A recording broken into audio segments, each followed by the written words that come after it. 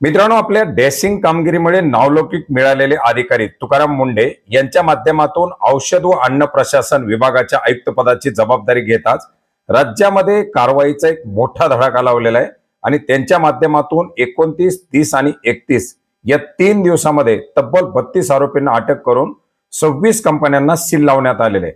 याचबरोबर आपण जर पाहिलं तर अन्न आणि औषधामध्ये जी काही भेसळ आहे अशा भेसळीसाठी आंबे, बुंदी, लाडू, खवा, बेकरीचे पदार्थ, कॅन्डी, गूळ, खाद्यतेल, तूप, खजूर, आईस्क्रीम, कुल्फी या विविध पदार्थामध्ये जी काही होणारी भेसळ आहे अशा भेसळीसाठी जवळजवळ 80 टनापेक्षा जास्त माल हा जप्त करण्यात आलेला आहे।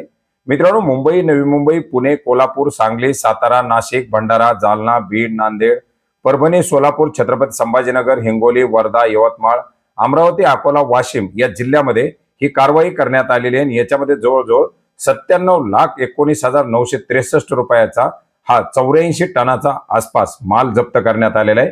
याच्यामध्ये गुळामध्ये साखराची भेसळ असेल, आंबा पिकवण्यासाठी इथिलीन स्प्रे किंवा संशयित द्रवाचा वापर करणं असेल, याचबरोबर जे काही इतर गुटखा वगैरे पान तंबाखू आहे याच्या संदर्भात देखील मोठी कारवाई करण्यात आलेली आहे।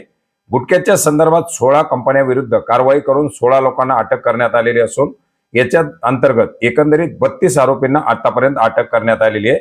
याच्यामध्ये आपण जर पाहिलं तर जे काही वेगवेगळे प्रतिबंधित गुटखा आहे, पान मसाला आहे, याच्या विरोधात त्यांच्या माध्यमातून मोहीम सुरू करण्यात आलेली आहे।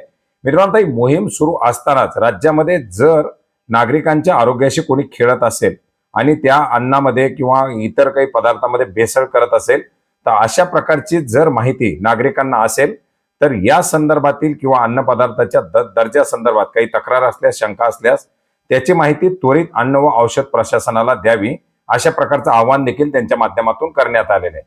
नागरिकांनी तक्रार करताना स्वतःचं नाव, पत्ता, संपर्क क्रमांक, तक्रारीत नमूद भेसळ कुठल्या प्रकारची, कोणत्या ठिकाणी केली जाते, कोणत्या कंपनीमध्ये केली जाते, त्याचा पत्ता या संदर्भातील सविस्तर अशी माहिती द्यावी असं आवाहन त्यांच्या माध्यमातून करण्यात आलेलं आहे। मित्रांनो, याच्यासाठी अन्न व औषध विभागाच्या माध्यमातून एक नवीन ऍप्लिकेशन विकसित केलं जाणार आहे। या ऍप्लिकेशनच्या माध्यमातून नागरिकांना घर बसल्या अशा प्रकारच्या तक्रारी करता येणार आहेत। याच्यासाठी लवकरच एक टोल फ्री नंबर देखील उपलब्ध करून दिला जाणार आहे, ज्याच्या माध्यमातून नागरिकांना याच्या संदर्भातील तक्रारी देता येतील। मित्रांनो, याचबरोबर त्यांच्या माध्यमातून राज्यामध्ये safe food, safe drug, safe Maharashtra ही संकल्पना राबवण्यात येणार असल्याची माहिती दिलेली आहे आणि याच्याच अंतर्गत या धडक मोहिमा सुरू करण्यात आलेल्या आहेत। मित्रांनो, अतिशय गरजेची अशी ही मोहीम आणि राज्यामध्ये राबवल्यामुळे आता मोठ्या प्रमाणात या भेसळीवरती अंकुश बसण्यास मदत होणार आहे। लवकरच हे ऍप्लिकेशन येईल, टोल फ्री नंबर येईल आणि त्याच्या संदर्भातील जी काही माहिती येईल ती माहिती सुद्धा आपण लवकरच जाणून घेण्याचा प्रयत्न करूया। भेटूयात नवीन माहितीसह, नवीन अपडेट्ससह। धन्यवाद।